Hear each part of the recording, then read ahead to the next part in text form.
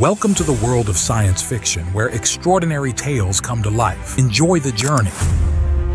The thermal glider's engine coughed, sputtered, and died. Not now. You piece of... Peyton Cross yanked the steering column hard left, using the vehicle's momentum to coast toward a snow-covered emergency platform. The pizza bags in the back shifted dangerously. 27 degrees below zero, visibility down to maybe 10 feet, and his delivery van chose now to throw a tantrum. The radio crackled through heavy static.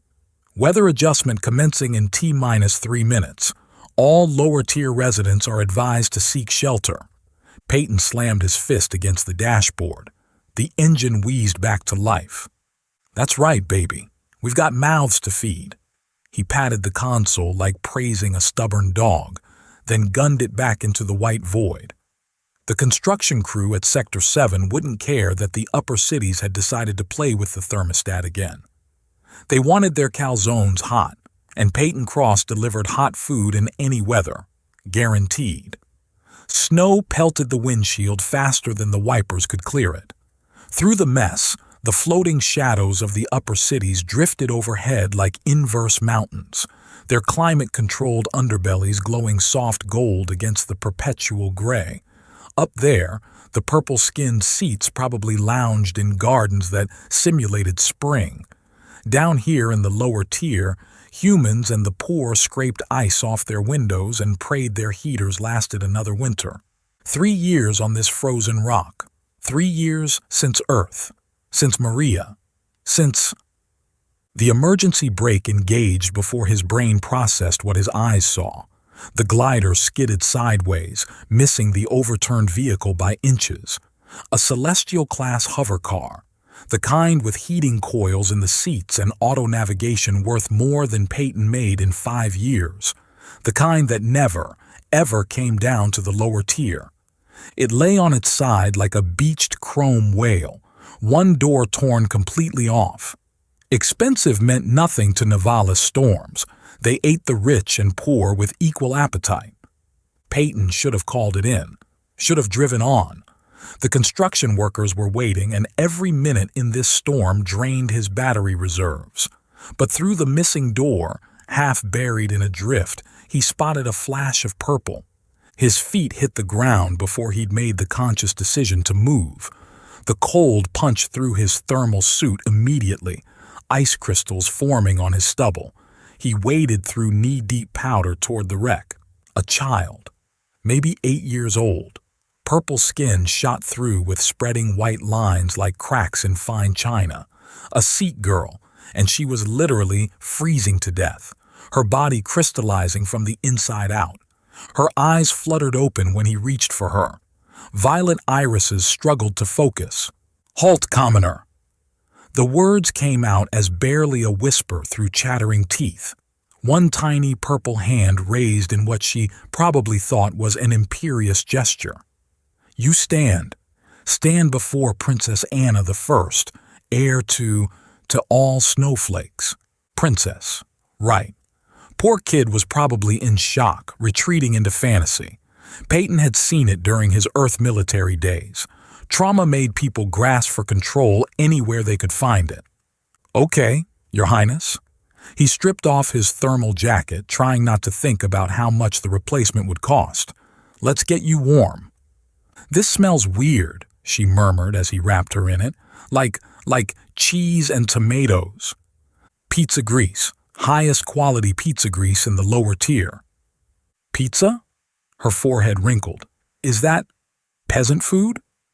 Despite everything, Peyton found himself fighting a smile. The finest peasant food money can buy. He lifted her. She weighed nothing, like holding a bird made of glass, and carried her to his glider. The heater sputtered but held. He cranked it to maximum and pulled back onto the road. Sector 7 would have to wait. The girl curled into the passenger seat, his jacket swallowing her small frame. The white cracks in her skin had stopped spreading, but they hadn't faded either, like someone had dropped her and tried to glue the pieces back together. "Where are your parents?" Peyton asked, navigating by memory more than sight. "Mama is..." She paused, seeming to choose her words carefully. Mama rules the winter. She's very busy, very important. I bet she is. Poor thing. Mother probably worked in one of the upper city climate control stations. Those sites worked brutal hours maintaining the weather systems. No wonder the kid had built up this elaborate fantasy about being royalty. You don't believe me? Not a question. She tried to sit straighter, but the movement made her wince. I am Princess Honora Iseline Frostwhisper, third of her name, heir to the throne of eternal winter, and you are. Peyton, delivery guy, first of his name. Her nose wrinkled. That's not a proper title. It's the only one I've got. His apartment building materialized through the storm, a concrete block that looked like it had lost a fight with the last 3 decades. He parked in the underground garage and carried Honora up 4 flights of stairs. The elevator had been broken since before he'd moved in. This is where you live? She looked around his 1-bedroom apartment with undisguised horror. But it's so small. Palace is being renovated. Peyton set her on his couch, which immediately made his place look even shabbier. Even half frozen and traumatized, she had a presence that made everything around her seem insufficient. He grabbed blankets from his closet, careful not to disturb the box labeled nursery that sat untouched in the corner. 3 years, and he still couldn't bring himself to open it or throw it away. You need to call someone, Honora announced as he piled blankets on her, to inform them that you've rescued me. Planning on it. He pulled out his comm unit. What's your last name again? Your real one? She huffed. I told you, Frostwhisper. No hits in the missing children database. No alerts about anyone looking for a purple-skinned girl. Strange, but not impossible. The upper cities and lower tier barely communicated beyond essential services. Are you hungry? He asked, setting the comm aside. Princesses don't get hungry. They experience royal appetite. Well, would your royal appetite appreciate some leftover pizza? She considered this gravely. I suppose I could sample the local cuisine, for diplomatic purposes. Peyton heated 2 slices while Honora explored his apartment with the intensity of an archaeologist discovering a tomb. She picked up everything. His coffee mug, a wrench he'd left on the counter, a photo frame turned face down on the shelf. Why is this backwards? She flipped it over before he could stop her. Maria smiled out from the glass, one hand on her swollen belly, standing in front of the house they'd bought for the baby. The house he'd sold, the life he'd abandoned. Who's this? Honora asked. Nobody. He turned the frame back around, harder than necessary. Pizza's ready. She watched him with those violet eyes that seemed too knowing for 8 years old, but accepted the plate without comment. Her first bite was tentative, careful. The second was larger. By the third, she was devouring it. This is... She paused, cheese stringing from her mouth in a decidedly non-royal manner. Acceptable. High praise from Princess Snowflake. Princess Honora, she corrected through another mouthful. Snowflake sounds like a pet's name. Do you have pets? No. Why not? They're a commitment. So? I don't do commitments anymore. She studied him with that unsettling intensity again. That's very sad. Eat your pizza. By the time she finished, her eyelids were drooping. The white cracks in her purple skin had faded to faint lines, barely visible unless you knew to look. She curled up on his couch, still wrapped in his jacket that probably cost more to clean than replace. I should sleep now, she announced. Princesses require proper rest to maintain their royal bearing. Right. Let me get you a pillow. You have to tuck me in. I don't think it's protocol. She arranged herself with elaborate precision, and you have to say goodnight properly. Good night, princess. No, properly, like you mean it. Something in her voice cracked, just barely, the imperious mask slipping to show the frightened child underneath. Peyton found himself sitting on the edge of the couch, pulling the blanket up to her chin the way he'd practiced so many times on an empty crib. "Good night, Honora. Sweet dreams." "Good night." She yawned enormously. "Servant Daddy." The words hit him like a physical blow. He sat frozen as her breathing evened out, going deep and steady within minutes. Servant Daddy, like she couldn't decide whether she was playing princess or just desperately wanted someone to act like they cared. He should call the authorities, right now. Some upper city family was probably frantic, searching for their missing daughter. The hover car alone meant someone with serious credits. They'd want her back. Honora whimpered in her sleep, one small hand reaching out. Her fingers found his shirt and gripped tight, like she was afraid he'd disappear. Peyton looked at the comm unit, looked at the sleeping girl, looked at the box marked nursery that had traveled across star systems unopened. Tomorrow. He'd call tomorrow. Tonight, she was safe and warm, and that had to be enough. He carefully extracted his shirt from her grip and stood. "My room's better," she mumbled without opening her eyes. "What?" "For sleeping. My room at home. It has—" She yawned again. "Clouds on the ceiling. And stars that sing. Mama made them special." "Sounds nice." "You could see it, if you keep me."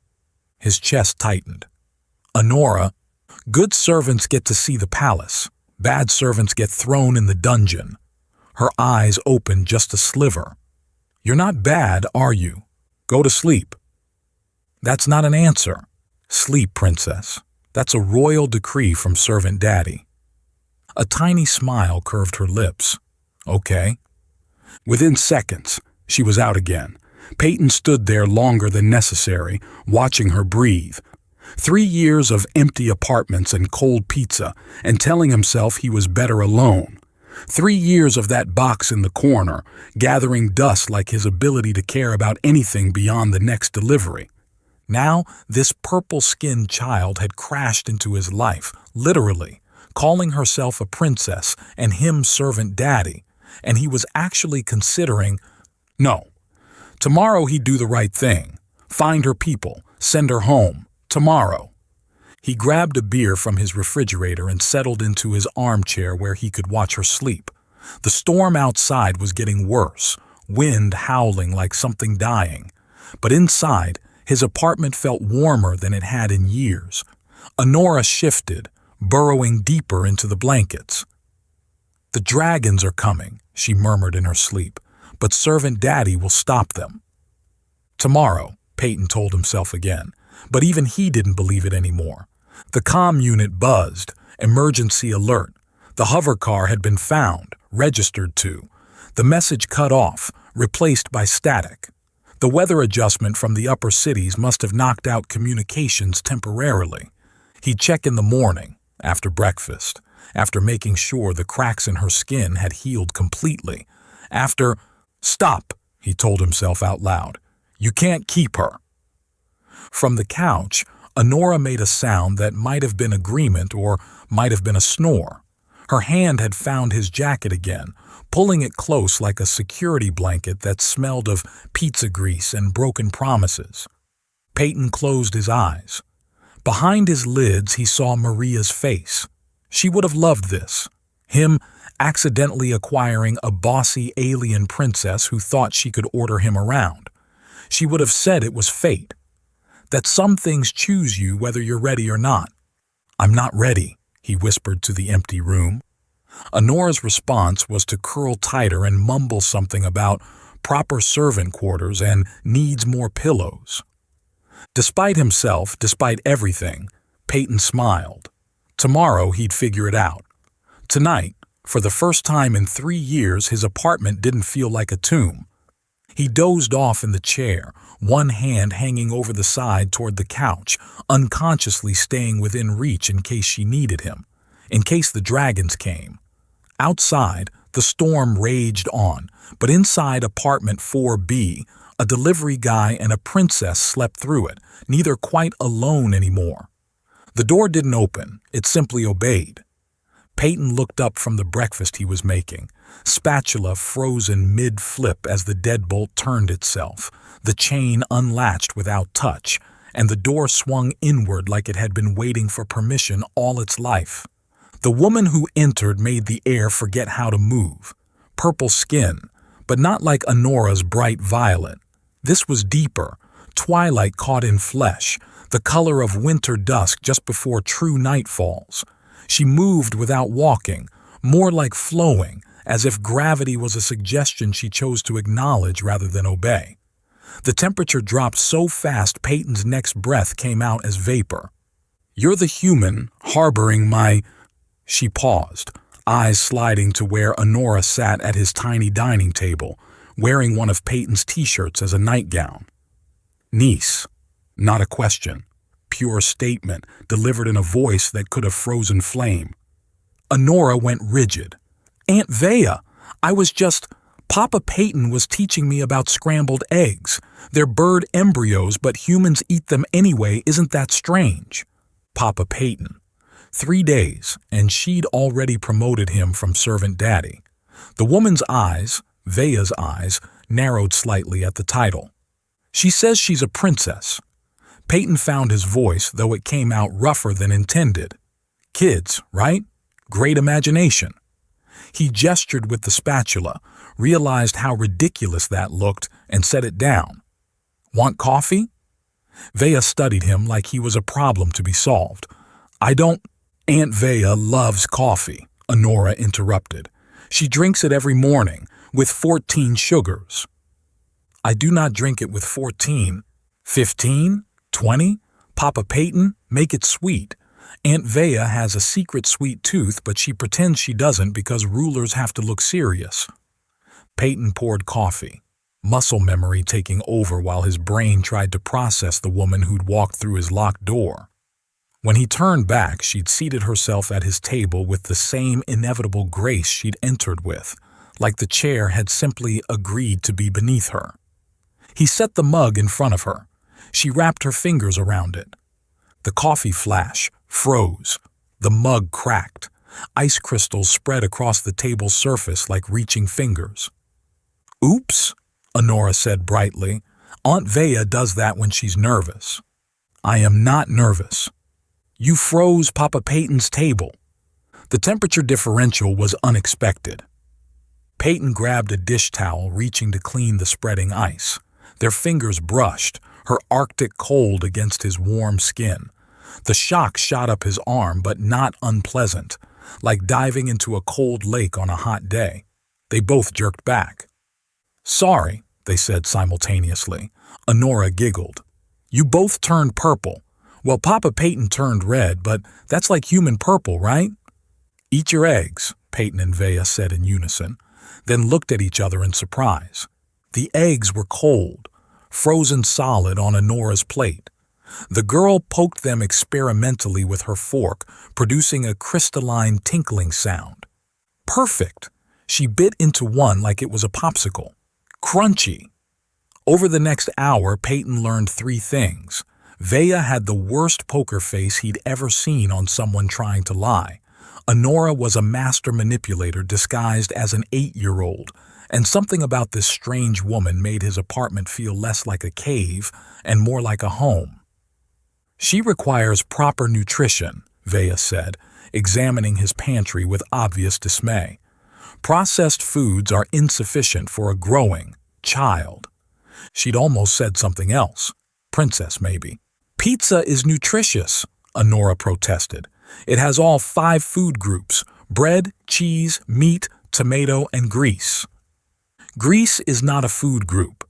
"Papa Peyton says it is." "Papa Peyton is incorrect."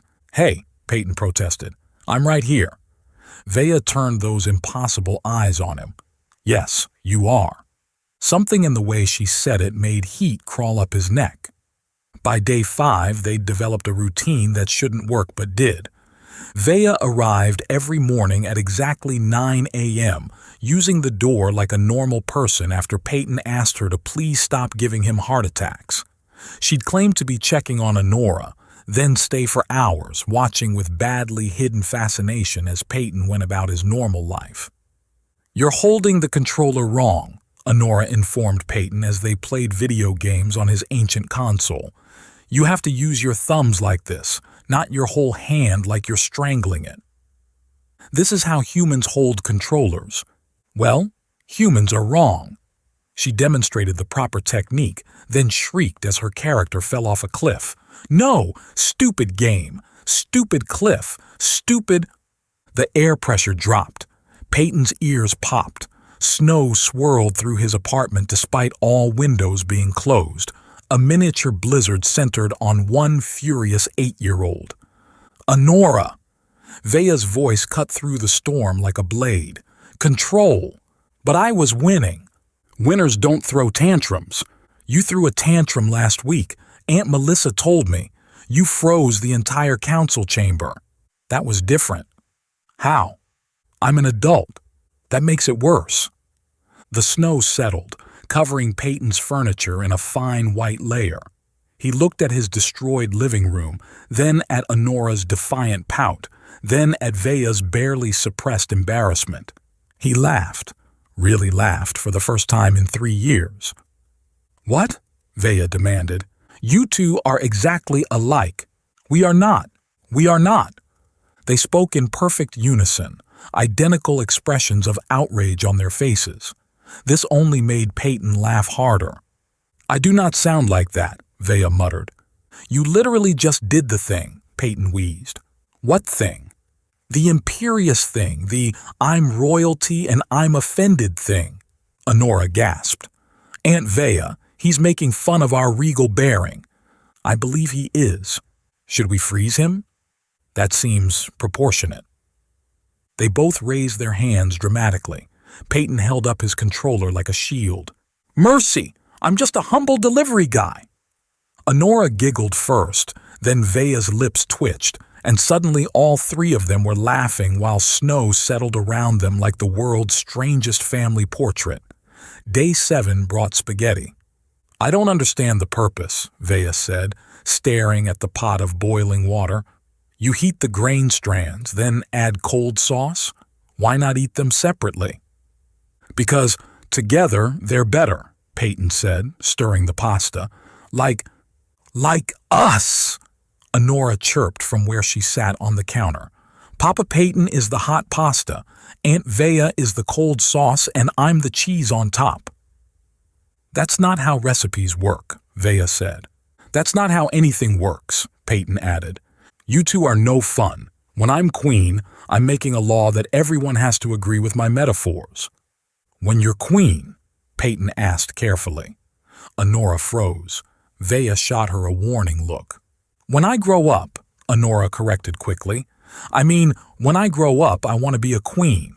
Of something. Maybe pizzas. Pizza queen has a ring to it. Dinner was chaos. Vea tried to eat spaghetti with a knife and fork like it was formal dining, cutting each strand into perfect segments. Honora slurped enthusiastically, getting sauce everywhere. Peyton watched them both, wondering when his life had become this strange sitcom. You have sauce, he told Vea, gesturing to her chin. She dabbed at it with precise dignity, missed completely. Other side. She tried again, failed. Here. Let me... He reached over with his napkin. Their faces were suddenly very close. Her breath caught. His hand hesitated an inch from her skin. Aunt Vea, your face is purple again, Honora announced. Well, more purple than normal. Like purple, like when you see that statue of Papa in the memorial garden.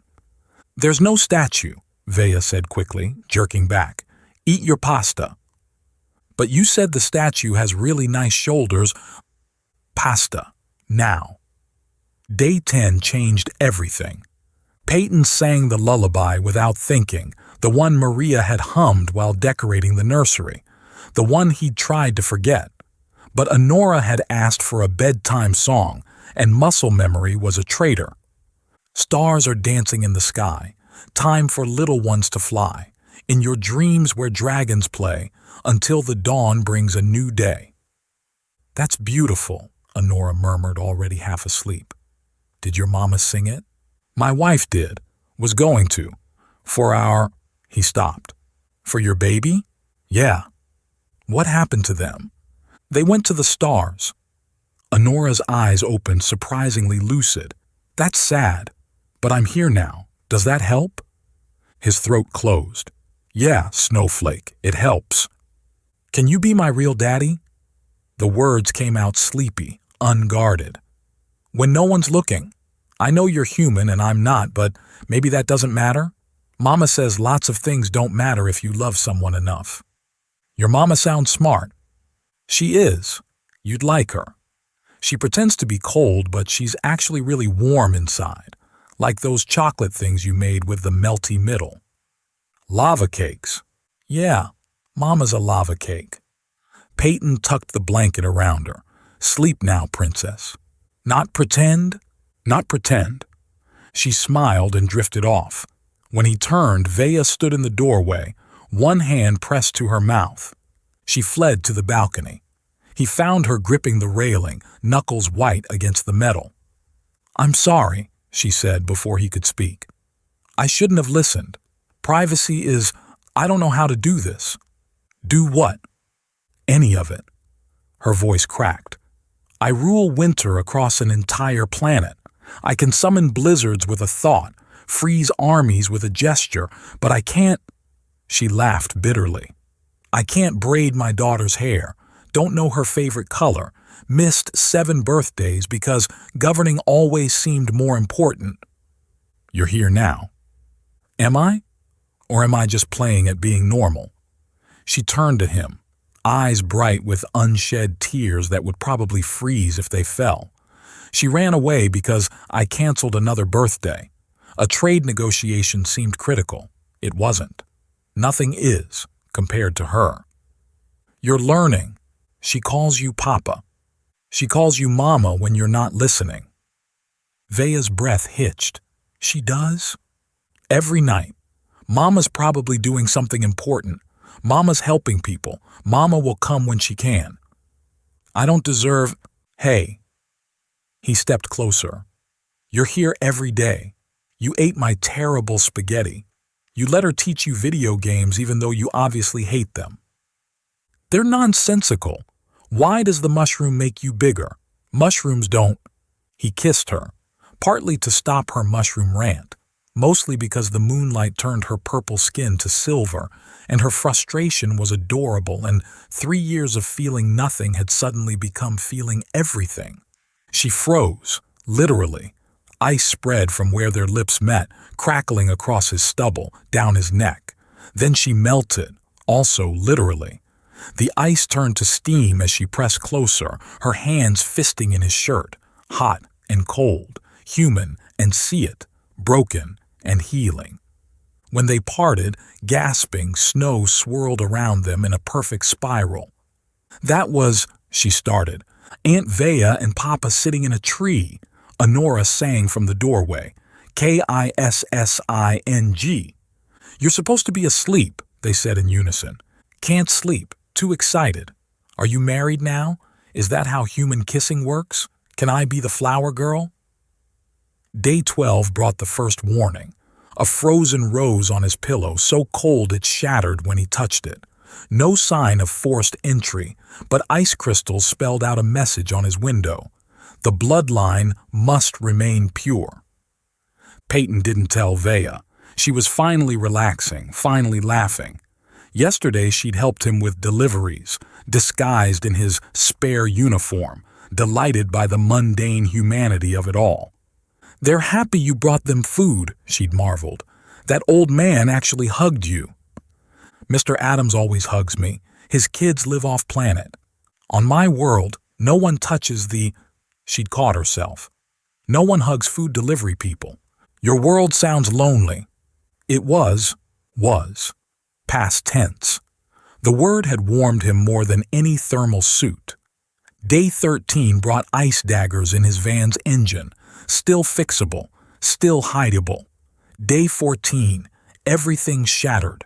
The apartment door hung off its hinges, frozen so solid it had cracked down the middle. Ice covered everything, walls, ceiling, furniture. But this wasn't Honora's chaotic snow or Vea's controlled frost. This was violence made tangible. Honora! No answer. Peyton's work tablet lay on the floor, playing a message on loop. Vex Polar Wind had Honora. The video showed her in a cage of ice, frost cracks spreading across her purple skin again. Papa! Her voice was small, frightened.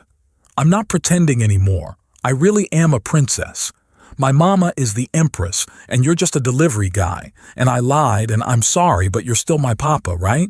Even if I'm not really nobody special. Even if I'm somebody special. Please don't hate me. The video cut to a man's face, purple skin so pale it was almost white, eyes like Arctic death. The human corrupts our future.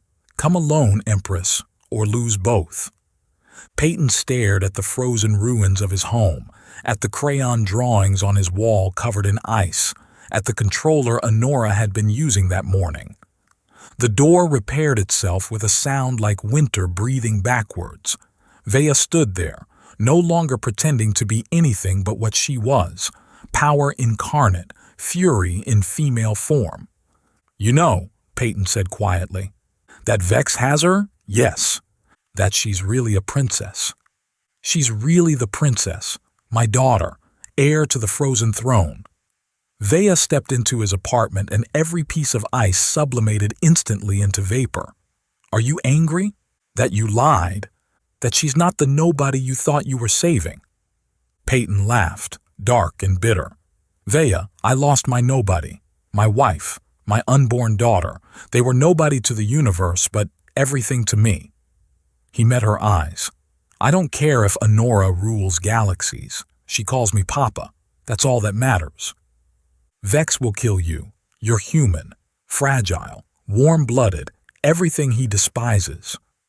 Then I'll die her father. Vea kissed him again, desperate this time. When she pulled back, her eyes blazed with determination. No, you'll live as her father. We're getting our daughter back. Our daughter. The words settled in his chest like coming home. Together? He asked. Together. Outside, the eternal snow of Nivalis fell harder, as if the planet itself held its breath.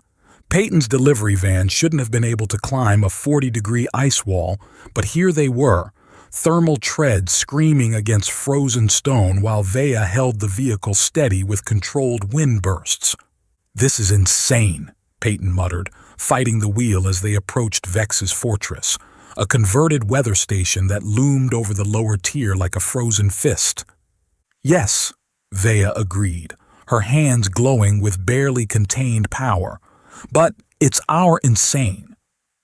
The van crested the wall and slammed onto level ground. Through the windshield, the fortress stretched upward into the storm clouds, its surfaces smooth as glass, impossible to climb without... Papa Peyton? He grabbed the radio so fast he nearly dropped it. Mr. Adams? My grandson says you need help. Says the little purple girl who draws him pictures is in trouble. Mr. Adams, you can't. Already here, boy, brought friends. Below them, lights flickered on throughout the lower tier. Dozens of vehicles, delivery trucks, construction rigs, even a few stolen upper city haulers converged on the fortress's base. What is this? Vea breathed. Community, Peyton said.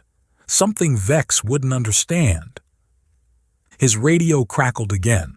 Different voice this time, Maria from Sector 7. That purple kid taught my boy to read, Peyton. Used some bossy princess voice, but it worked. We're returning the favor.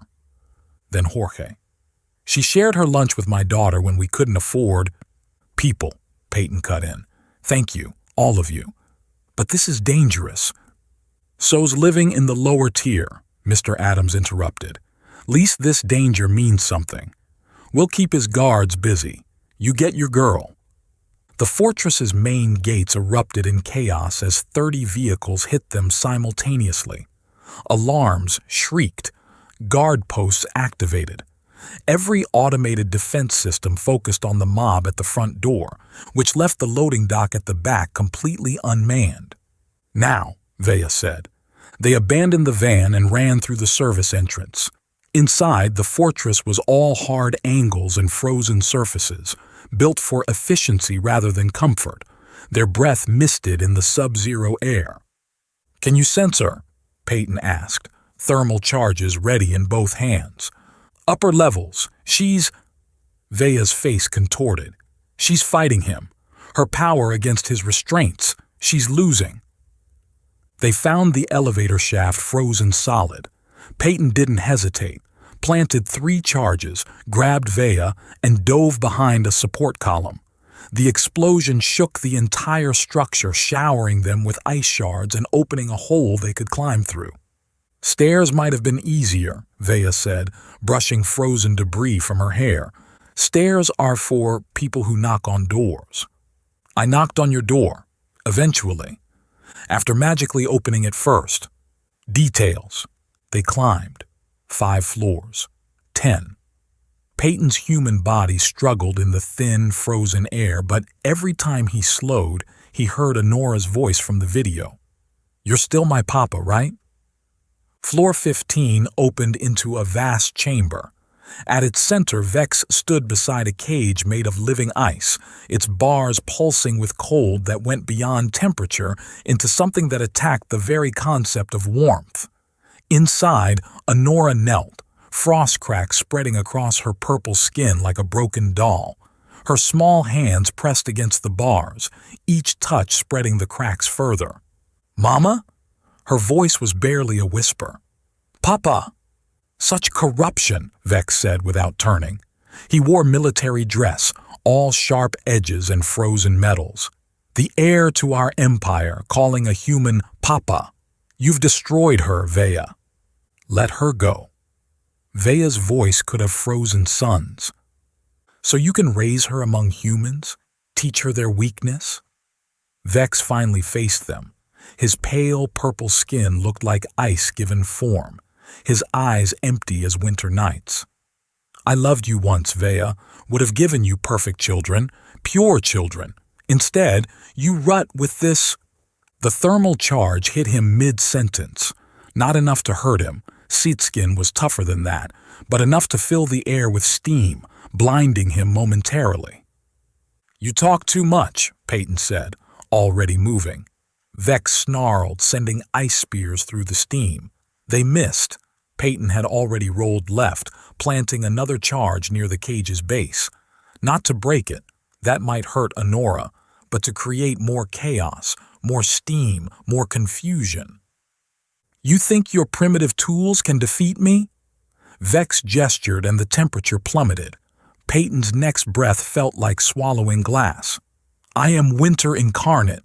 I am—" Veya's fist connected with his jaw, sending him spinning. "You're a secretary with delusions of grandeur." They fought like forces of nature. Vex summoning walls of ice that Veya shattered with focused heat, her creating whirlwinds that he froze solid. The chamber became a war zone of conflicting temperatures, ice and steam and fury. Peyton ignored it all, focused on the cage. The bars burned his hands even through thermal gloves, cold so intense it registered as heat. But Honora was inside, dying, and nothing else mattered. "Princess," he said, pressing against the bars despite the pain. "It's Papa. I'm here." "You came." Tears froze on her cheeks as they fell. "Even though I lied." "You didn't lie. You're a princess. But you're also my weird kid who puts pineapple on pizza and insists it's royal tradition." She laughed, or tried to. It came out as a cough. "It is royal tradition. I made a decree." "Of course you did." His hands were going numb, nerve damage probably permanent, but he kept pulling at the bars.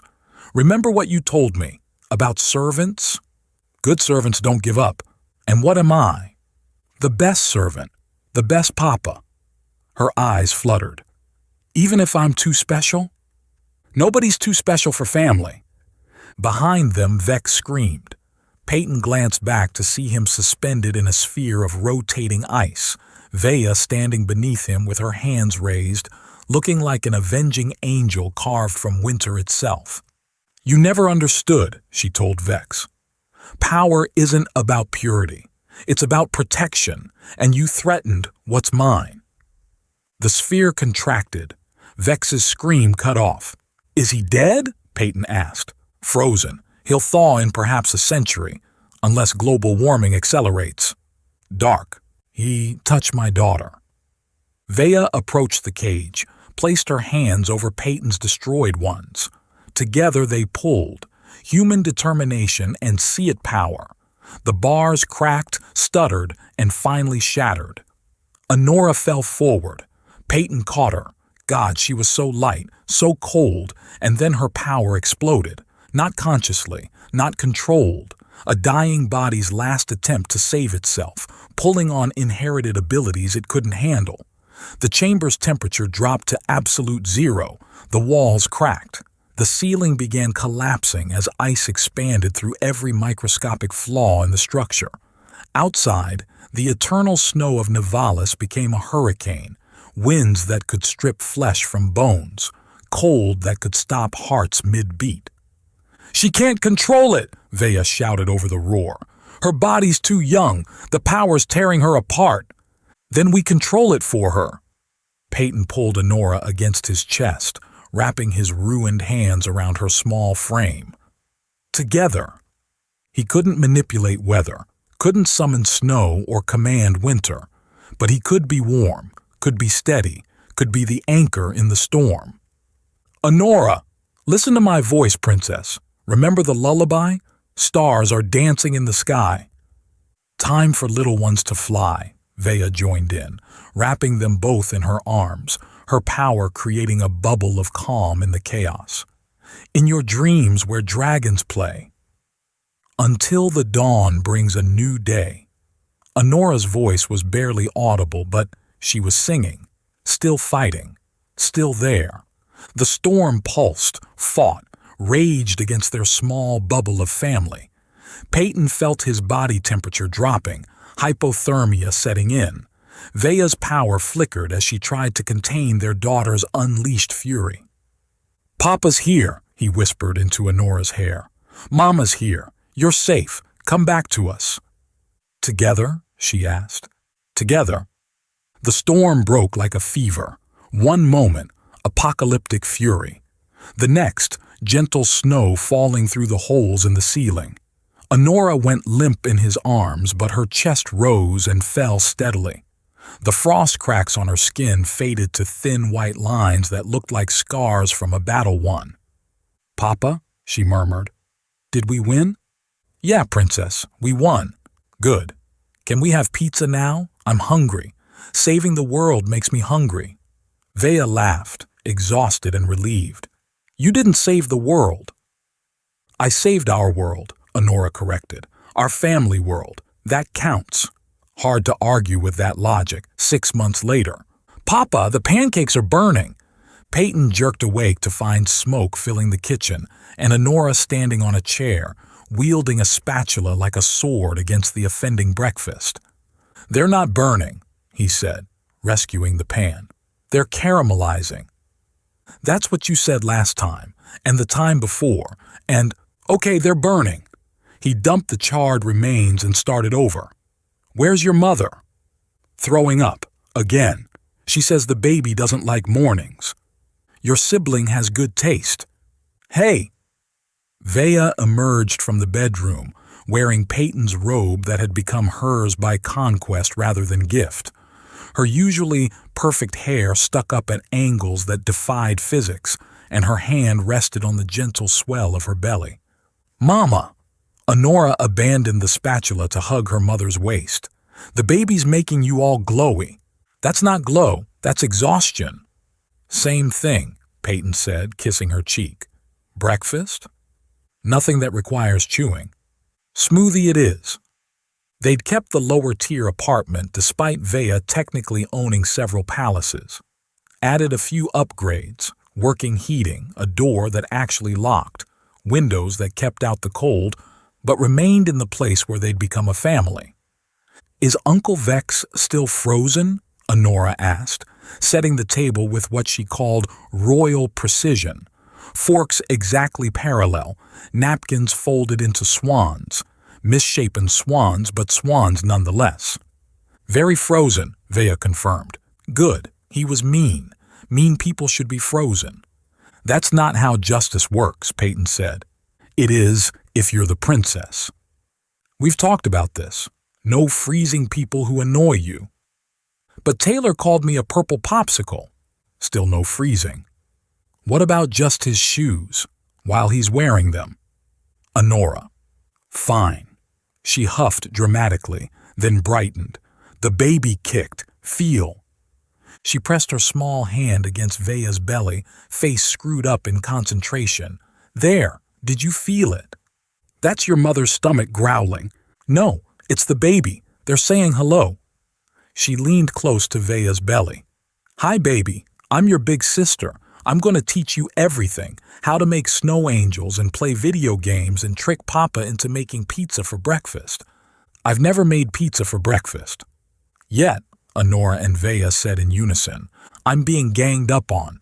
You chose this, Vea reminded him. You could have called the authorities that first day. And miss this? Never. Never ever? Honora asked. Never, ever, ever. Even when I accidentally froze the toilet? Even then? Even when Mama turned the living room into a skating rink? That wasn't accidental, Vea admitted. You said it was. I lied. Your father had just beaten me at that ridiculous racing game. You froze our apartment because you lost at Mario Kart? Peyton stared at her, temporarily, and only the floor. The walls too, Honora added helpfully, and the ceiling, and Papa's Xbox. Traitor, Vea told her daughter. Truth teller, Honora corrected. Papa says honesty is important. Papa's a bad influence. Papa's right here, Peyton said, flipping a perfect pancake, and Papa says breakfast is ready. They ate together, Honora chattering about school.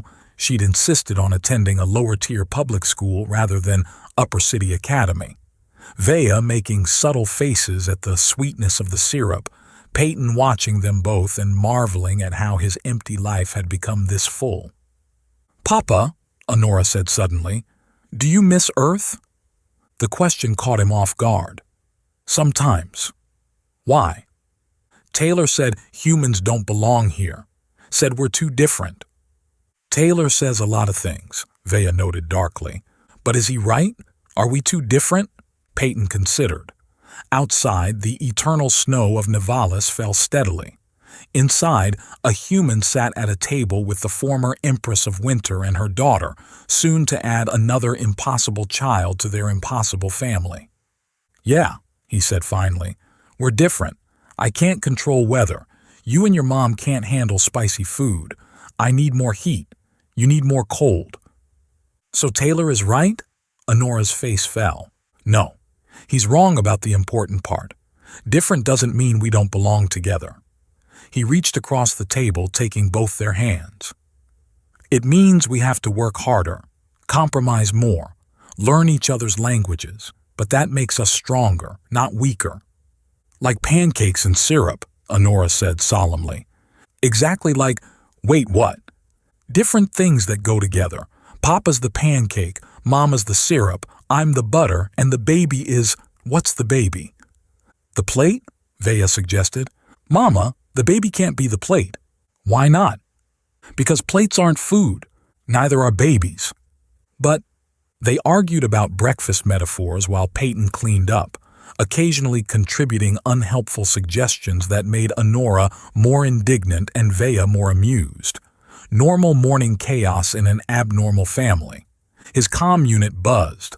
Delivery request from Mr. Adams. Peyton smiled and accepted it. Work? Vea asked. Yeah. Want to come? Can I drive? Honora asked hopefully. When you're older. I'm 8 3/4. When you're 18 3/4. That's forever. That's the point. Vea stood, stretched, then froze. Oh. What? My water just broke. Peyton dropped the plate he was washing. But you're not due for... Tell that to your child. Our baby's coming, Honora shrieked.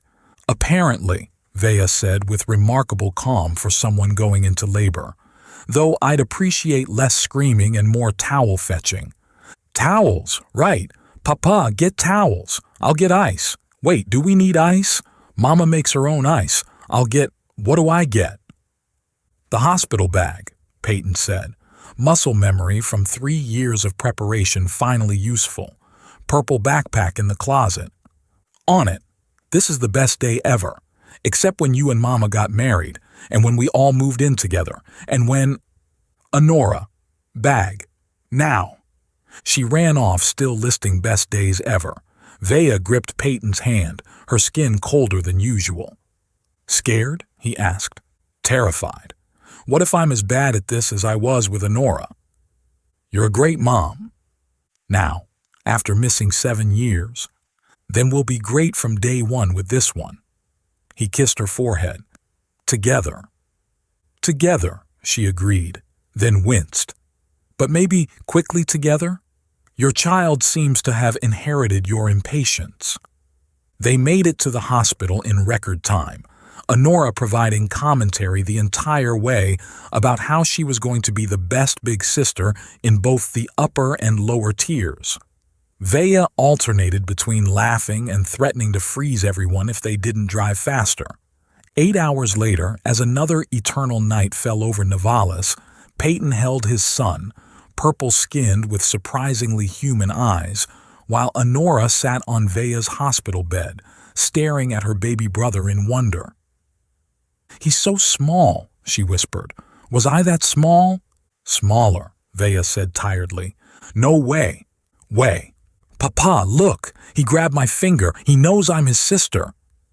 The baby yawned, revealing toothless gums, and somehow managed to blow a tiny snow bubble that popped against Honora's nose.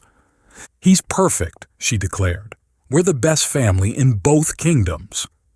Peyton looked at his wife, his daughter, his son. A year ago, he'd been alone, delivering pizza through endless storms, existing rather than living. Now he had this, messy, chaotic, impossible, perfect. "Yeah," he agreed, pulling them all closer. "We really are." Outside, the eternal snow of Nivalis continued to fall, but inside room 307 of lower-tier General Hospital, a family that shouldn't exist by any logical measure proved that sometimes the universe knew better than logic. And for once, Honora's royal decree was absolutely, completely, perfectly correct.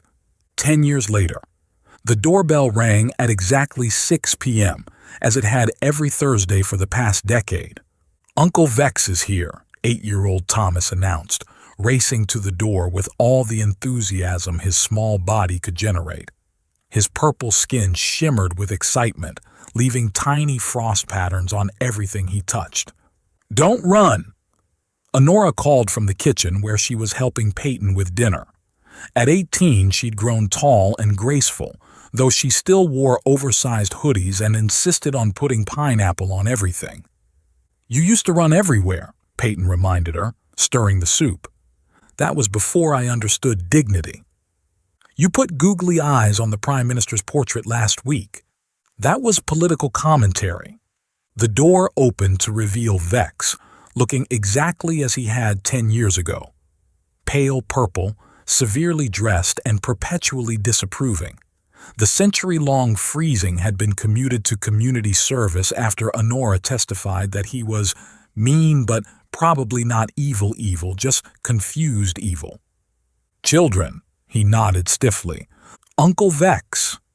Thomas launched himself at the former general's legs. "Did you bring the ice sculptures?" "They are in the vehicle." Vex awkwardly patted the boy's head. "Unhand me, small one." "Make me." Thomas giggled, clinging tighter. This had become their Thursday routine. Vex would arrive for mandatory family dinner, part of his rehabilitation. Thomas would assault him with affection, and the former terrorist would pretend not to be slowly warming to the concept of family. "Vex," Vea greeted from the doorway, 5-year-old Luna on her hip. "You're late." By 30 seconds. Still late. Luna, whose skin was an interesting swirl of purple and pink, what the doctors called genetically unprecedented, reached for Vex with chubby arms. Up! I do not... Up! Vex sighed and accepted the toddler, who immediately began braiding his severely styled hair into tiny pigtails. You're getting soft, Vea observed. I am fulfilling my court-mandated obligations. You bought Thomas a bike last week. The child required transportation. It hovers. Basic transportation. Peyton emerged from the kitchen, wiping his hands on an apron that read, "Kiss the cook. He's already married to royalty but appreciates the sentiment." Vex, staying for dinner? As if I have a choice. You've had a choice for the last 3 years since your sentence ended. Vex said nothing, just adjusted Luna so she could better reach his hair. They sat around the extended dining table, a necessity after baby number 3 and with a 4th on the way, though they hadn't told the kids yet. Honora argued with Thomas about whether ice powers or snow powers were superior. Snow is just soft ice. Ice is just mean snow. While Luna methodically sorted her peas by size. Any word from the university? Vea asked Honora. Accepted to all 5. Honora tried to sound casual, failed completely. Full scholarship to Earth Imperial Tech. Earth? Peyton set down his spoon. That's far. I know. Honora fidgeted with her napkin. But they have the best xenobiology program, and I want to understand how we work, all of us. Human seat, whatever Luna is. A miracle, Luna announced. Mama says I'm a miracle. You are, sweetheart. Thomas is a miracle too? Everyone's a miracle, Thomas said wisely, then ruined it by freezing his brother's soup solid and trying to eat it like a popsicle. I could accompany her, Vex said suddenly. Everyone turned to stare. To Earth. For protection. You want to go to Earth? Vea asked carefully. I want... Vex stopped, started again. The child should not travel alone. I'm 18. You still eat cereal for dinner when left unsupervised. Cereal is a perfectly balanced meal. It's marshmallows shaped like unicorns. Fortified marshmallows. Peyton watched the argument with a smile. 10 years ago, Vex had tried to kill them all. Now he was volunteering to protect Honora at college. Time and persistent affection from 3 determined children had done what no prison could. Taught him that family wasn't about blood purity, but about showing up. Speaking of Earth, Peyton said, Mom called. She wants to visit. Grandma Helen, Thomas cheered. She makes cookies. And she thinks I'm actually a princess, Honora added, which I am. She also keeps asking when we're giving her more grandchildren, Vea said, placing a hand on her still flat stomach. Peyton caught the gesture, caught her smile. Are we? Surprise? Another baby? Honora shrieked. Where do babies come from? Luna asked. When a human and a Scythe love each other very much, Thomas began. Nope. Peyton cut him off. Vegetables. Babies come from vegetables. I knew it. Luna glared at her peas. That's why Mama makes me eat them. After dinner, they migrated to the living room, the same apartment, though they'd bought the entire floor by now. The walls were covered in children's art, family photos, and one official royal portrait that Honora had defaced with a mustache. It needed personality. Story time, Luna demanded, climbing onto Peyton's lap. Which one tonight? The one about how you met Mama. Again. It's romantic, Honora said, curling up against Vea's side despite being taller than her mother now. It's mushy, Thomas complained, but snuggled in anyway. Even Vex stayed, pretending to read a military history while obviously listening. Once upon a time, Peyton began, there was a very grumpy delivery guy. You weren't grumpy, Luna protested. You were sad.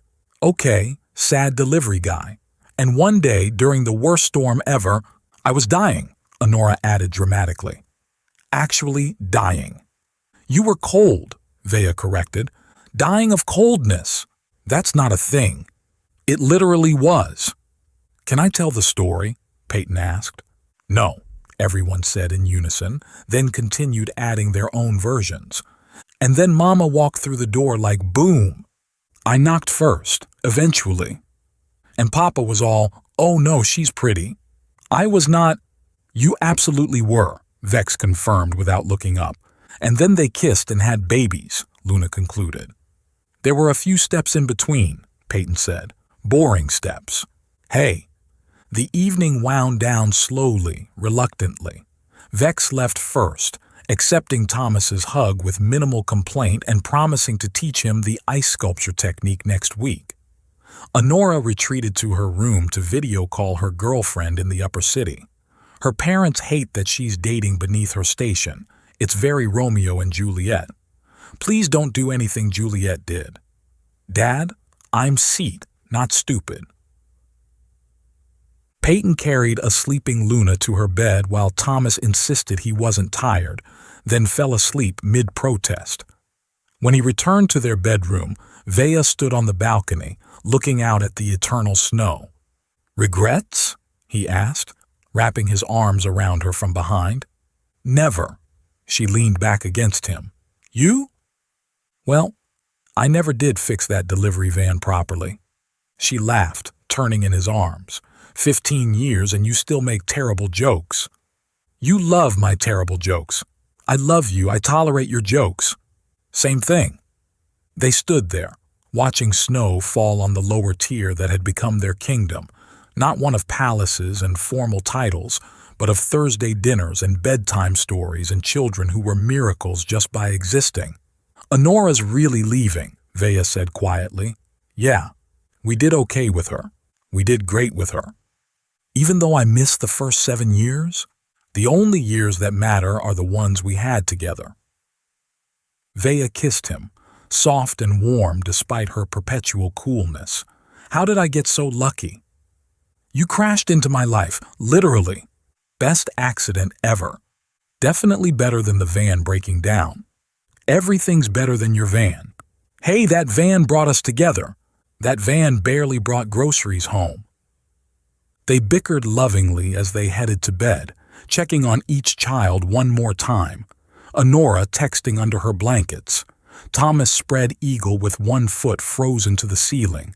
Luna cuddling the stuffed pizza Peyton had given her. Every princess needs a pizza, he'd insisted. As they settled into bed, Vea traced patterns on Peyton's chest. Another baby. Another miracle. "We're running out of room. We'll make room." "Peyton?" "Yeah?" "Thank you." "For what?" "For opening the door that day. For keeping her. For keeping me." "Vea, you literally opened the door yourself. With magic." "You know what I mean?" He did. "Thank you for walking through it.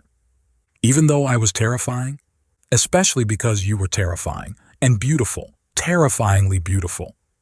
That's not a word. It is now. Royal decree. You're not royal. I'm married to royalty. That counts." "Does it?" "Luna says it does, and she's the miracle baby. Can't argue with miracle baby logic." They fell asleep like that, wrapped around each other, human warmth and see-it coolness finding perfect balance. Outside, the eternal snow continued to fall on Nivalis, but inside apartment 4B, now 4B through 4J, the Cross-Frost Whisper family slept peacefully. In her room, Honora finished her college application essay. "People ask me what it's like being the first human see-it hybrid family. I tell them it's like pizza. Seems weird until you try it. Then you can't imagine life without it. My dad was broken when he found me. My mom was lost. I was dying. Separately, we were 3 disasters. Together, we're a beautiful mess. We're proof that families aren't about matching DNA or controlling the same elements. They're about choosing each other every day, especially on the hard days. My papa taught me that humans don't control storms. They weather them. My mama taught me that power means nothing without someone to protect. And together, they taught me that love doesn't care about species or class or what makes logical sense. Love just is. And sometimes that's more than enough. Sometimes it's everything. She hit submit, smiled, and went to raid the kitchen. Peyton found her there at 3 a.m. eating cereal. Nervous about Earth? Terrified? Good. Being scared means it matters. Were you scared when you kept me? Terrified. But you did it anyway. Best decision I ever made after marrying your mother. And having Thomas. And having Thomas. And Luna. And Luna. And baby 4. Don't tell Thomas yet. He'll insist on naming it something ridiculous. Like what? Yesterday he suggested Frost Dragon Lightning McAwesome. Honora nearly choked on her cereal. That's amazing. That's not happening. But Papa, no. You're no fun. I'm tons of fun. I invented pizza breakfast.